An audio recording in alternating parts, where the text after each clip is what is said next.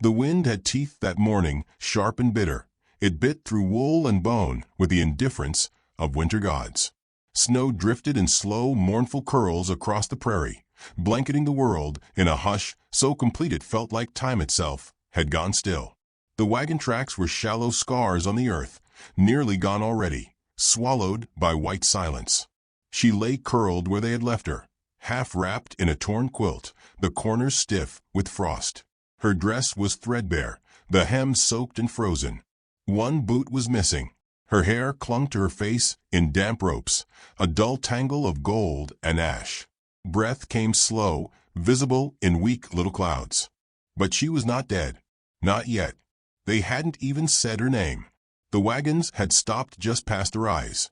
She remembered the way the men climbed down without looking at her, the way the preacher's wife clutched her Bible tighter than she'd ever held a hand.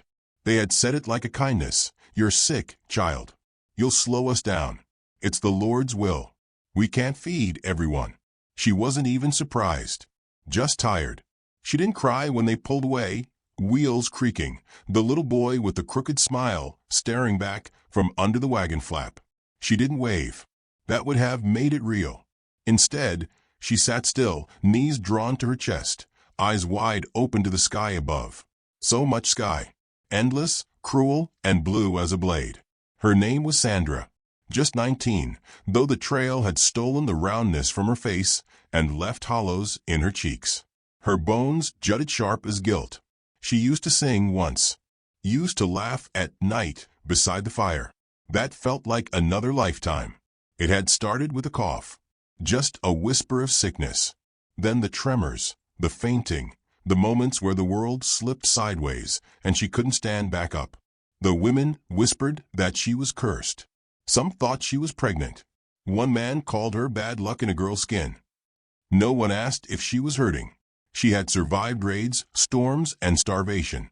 But it was the fear in their eyes, fear of her weakness, that condemned her. Better to leave her behind, they said, than risk the whole train. They left her a canteen of water, half frozen, a heel of bread, and nothing else. Now, the cold was sinking into her belly like a slow, merciful knife. It felt strange, how quiet pain could become. Her fingers no longer stung, they'd gone numb. Her lips were cracked and bleeding, but she didn't notice. Even hunger had become a distant thing, like a memory half remembered. What she felt now was heavier than pain. She felt shame, not for anything she'd done, but for the way they'd looked at her, like she was already gone, like her life had weighed nothing in the end. The sky above her seemed so far away, blue, cloudless, endless. She wished it would snow harder, cover her up, let her fade like a buried seed. Sandra closed her eyes, though the wind still clawed at her skin. She imagined warm hands, a voice calling her name, not harsh or impatient, but kind. A fire, a place.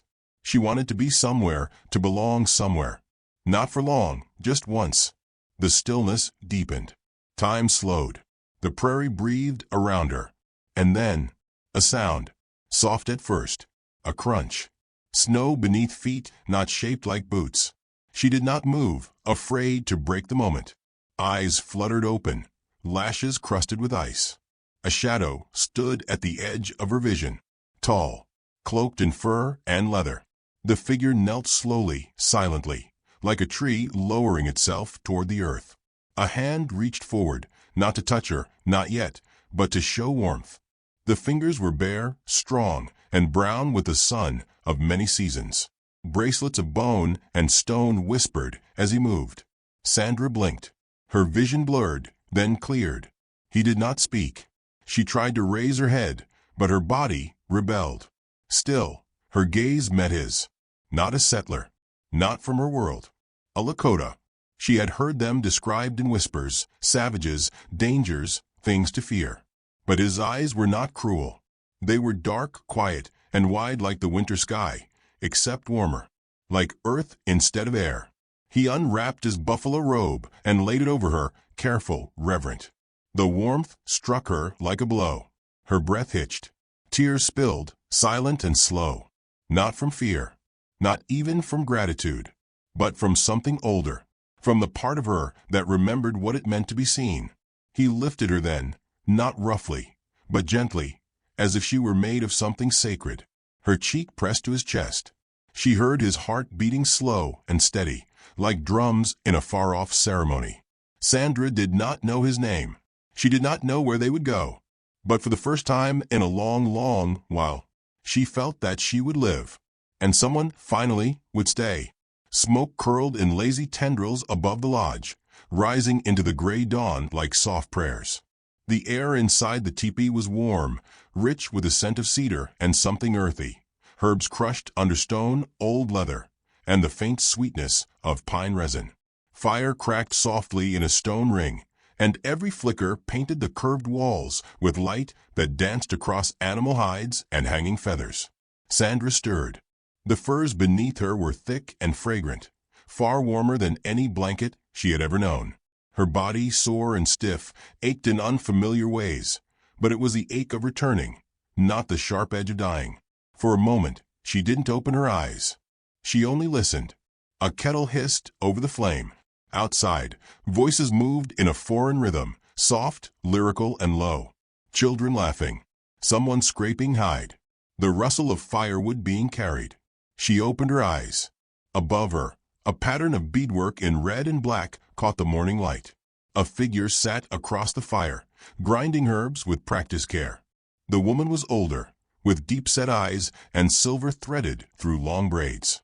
Her face was weathered, shaped by sun and smoke, but her expression held no judgment, only quiet knowing. When she noticed Sandra awake, she did not speak. She dipped a cloth into warm water, wrung it carefully, and leaned forward to clean the girl's face. The touch was gentle, no rush, as if time here was something they owned, not something that owned them. Sandra tried to speak, but her voice caught in her throat. The woman hushed her without words and pressed a wooden cup to her lips. Bitter tea, dark and strange, ran down her throat like firelight.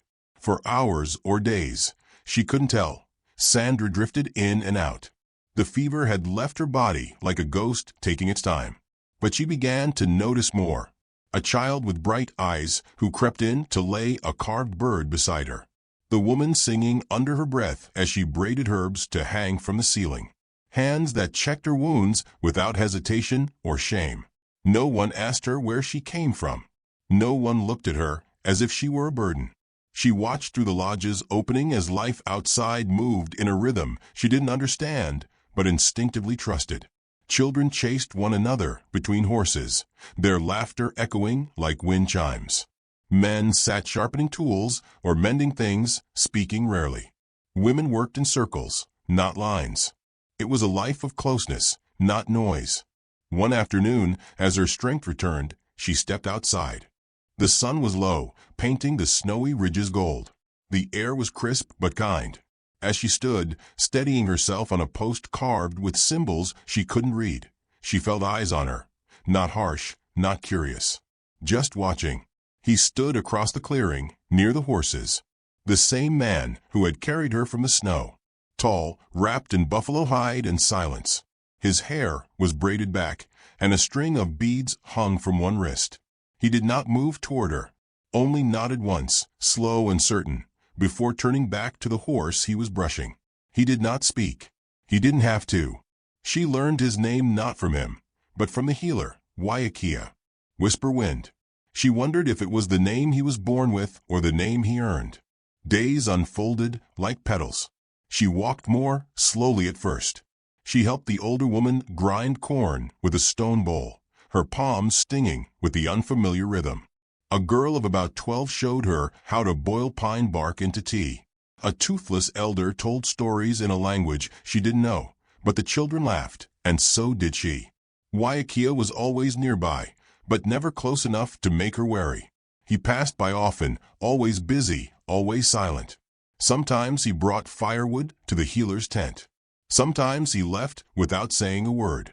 She watched him the way she might have watched a river in spring, powerful, patient, and never in a hurry.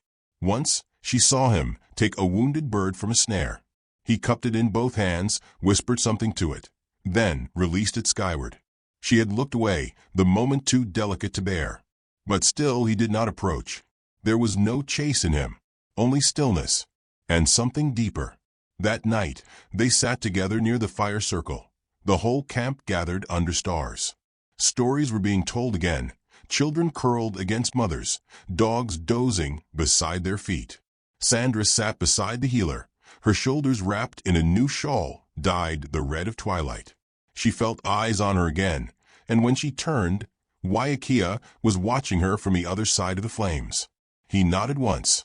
Again, not asking, not intruding. A simple gesture. She nodded back. A young boy began to sing. A drum followed, steady and low, like a heartbeat shared among them. The sound rose and fell like breath. The song, though foreign, seemed to touch something inside her, some place before memory, before words. It made her throat tighten, not from sadness, but from something older than sadness. She did not understand the words, but she understood the warmth. She was no longer curled in snow, waiting for the earth to forget her. Someone had carried her back. Someone had seen her and not turned away. In the dark, under a sky full of ancient stars, Sandra touched the carved bird beside her, small, wooden, imperfect, and felt its weight settle in her palm like an answer. She still didn't know what would come next, but she was no longer alone. The river whispered as it ran, thin, clear, and cold, threading its way through the sleeping cottonwoods like a silver ribbon. Sandra sat on the bank, legs folded beneath her, palms resting on the damp earth. The ground had begun to soften. Winter hadn't broken, but it had eased its grip. Somewhere upstream, a bird called once, then fell quiet. Her reflection shimmered in the slow-moving water. Pale skin, hair cut roughly to her shoulders by the healer's knife, new braids forming where old tangles once clung. Her eyes still held hollows, but they no longer looked haunted. They looked back. Behind her, Waiakea stood with his arms folded, watching the sky instead of her. His silence was never heavy. It moved around him like part of the wind, something that simply belonged. He did not speak unless there was meaning in it, and that made his quiet all the more steady. She reached into the river and lifted a stone, smooth, round, flecked with bits of mica. Turning it in her fingers, she broke the silence. "My father gave me a rock once. Said it would remind me not to break when things got hard." He didn't answer, but he listened. She knew that now, how to feel the difference between someone who heard and someone who merely waited to talk. Sandra looked down again. "I used to keep it in my pocket, even when we ran from the fire. I held it tight, but I lost it somewhere on the trail, after the wagon overturned." He knelt beside her, not too close. His presence was like shade, cooling, protective without demand. She could feel him breathing. The sun caught the beads at his wrist, red and bone-white. "You do not need it anymore," he said, voice low, almost part of the river itself. She looked at him then, not startled, not unsure, just present. "Entirely so. It was the last piece of him I had," she whispered. Waiakea's gaze met hers, steady and deep. "You are the piece now." They sat like that for a while, the water singing its soft, endless song. No other words were needed. In the days that followed, Sandra began to work more. The healer guided her with silent gestures, letting her learn by doing, kneading roots into pastes, shaping dough with smoke-tanned hands, helping cradle babies when mothers needed sleep. The other women watched her with cautious curiosity, not unkind. Some began to include her in the quiet jokes shared over boiling pots. A few even laughed when she burned the cornmeal. She laughed too. Not loudly, not yet, but it came easier. Waiakea's shadow moved through her days like a compass, always nearby. Sometimes he brought her wood, or meat, or nothing at all. Once, he left a bundle of rabbit skins at her feet, then walked away before she could thank him. She sewed a pouch from one and wore it tied at her hip. Inside it, she placed the river stone. One evening, as orange bled into purple along the horizon, Sandra sat outside the lodge and watched the sky change. The stars blinked open one by one. Children played tag between the fires, squealing with joy. The healer dozed beside the hearth. Waiakea approached with 2 carved flutes. He handed her the smaller one. She looked at it, puzzled. Then, at him. His lips curved slightly, barely a smile. Breathe through it. Not too fast. She obeyed. A reed-thin note quivered into the dusk. Off-key, uncertain, but real. She laughed at herself. He played a line in response, soft and true. She tried again. They played like that for a long while, not music exactly, but conversation. When the fire turned to embers, and the village quieted, Sandra lowered her flute. "Why did you carry me?" she asked, the word sudden, unadorned. Waiakea looked into the coals. "I have seen things left behind," he said after a moment. "Some we lose. Others we are meant to find."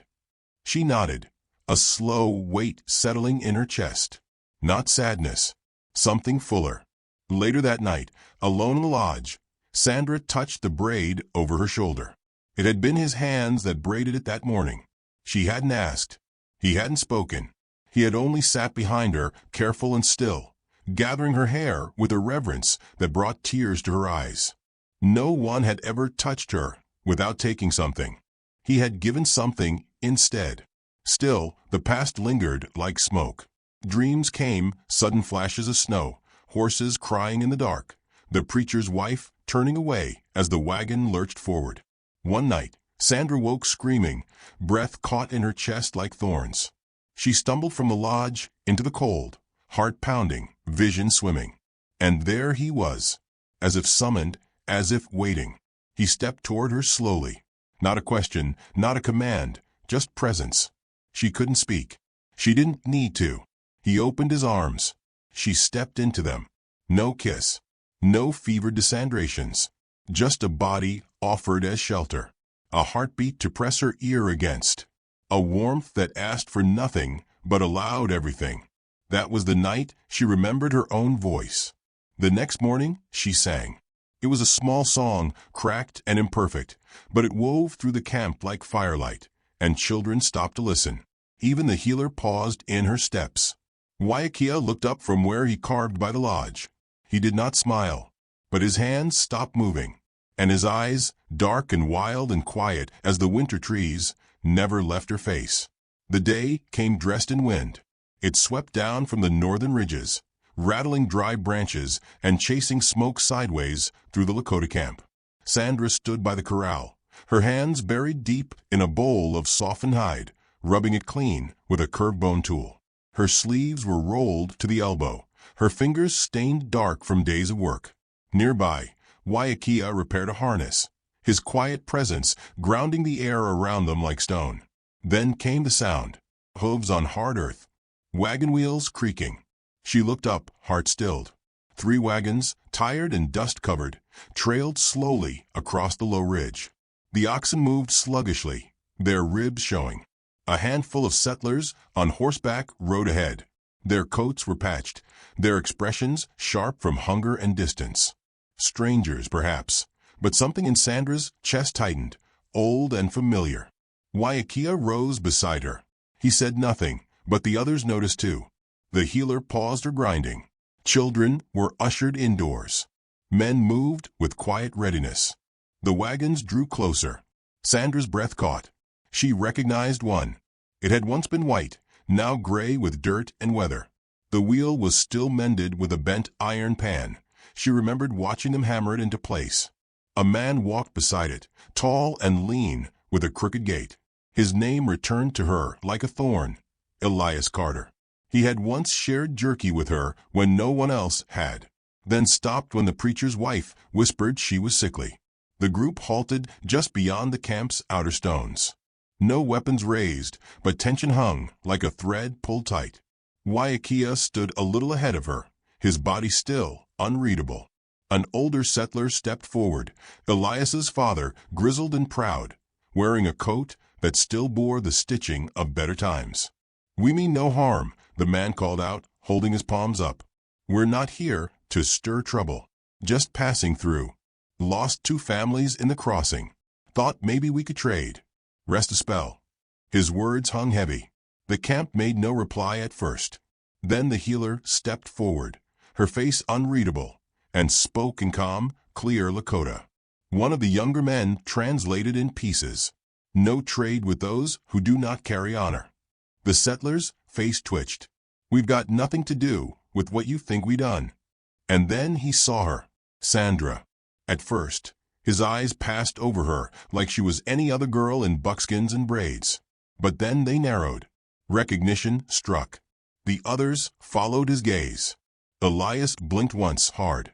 His face flushed red. "Well, I'll be," he murmured. Sandra stepped forward before anyone else could speak. "I'm not yours," she said, voice even. "And I'm not going with you." The camp grew very still. The elder man shifted his stance. "No one said nothing about talking you. We figured maybe you were hurt, or maybe you won't come back. We thought you were dead." "No," she said. "You hoped I was." Elias looked at her then, really looked. His eyes flicked from her mended leggings to the shell necklace around her throat. A smile curved his lips, but it didn't reach his eyes. "You gone native," he muttered. Sandra didn't answer. She only stood straighter. "She ain't one of you," Elias said, louder this time, trying to draw support. "She's white. That's a white girl. That's our kind." But no one moved. Waiakea had not stepped forward, had not spoken, had not laid a hand on her. He didn't need to, because this was not his reckoning. It was hers. "I begged you," Sandra said quietly, the words steady but sharp. "I begged you to wait. You gave me half a blanket and turned your backs." Elias's mouth opened, closed.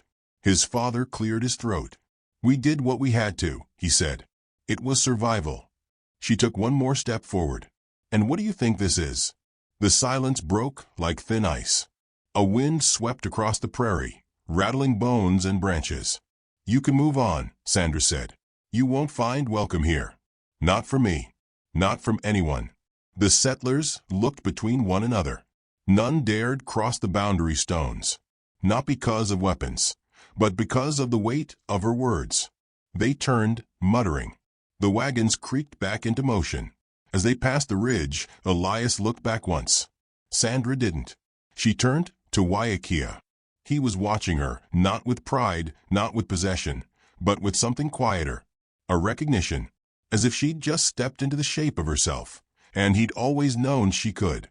That night, by the fire, the healer placed a braid of sweetgrass beside Sandra's hand. A gift. A mark. No one spoke of the wagons again. But Sandra slept with her eyes open to the stars, and her body curled not in fear, but in knowing. She was no longer the girl who had been left behind. She had become the woman who chose to stay. The river had thawed, its icy crust now broken into drifting sheets, each one gleaming like bone in the spring sun. Birds returned in cautious numbers, their calls stitching the sky back together. The world was softening. So was she. Sandra stood at the edge of the water, her toes curling into the damp earth. The pouch at her hip, stitched from rabbit skin and worn from use, held the same river stone, smooth from all the times she'd turned it in her palm during long silences. The shawl draped around her shoulders had been dyed in spring berries, a red so rich it reminded her of blood and fire and things that could not be forgotten. Behind her, the village stirred in rhythm with the season. Tents were being mended, traps checked, horses brushed until their coats gleamed like sunlit coal. And beside the main lodge, Waiakea carved a new flute, his fingers moving with calm precision. He had not touched her since that night under stars, when she'd fallen into his arms like a wave returning to shore.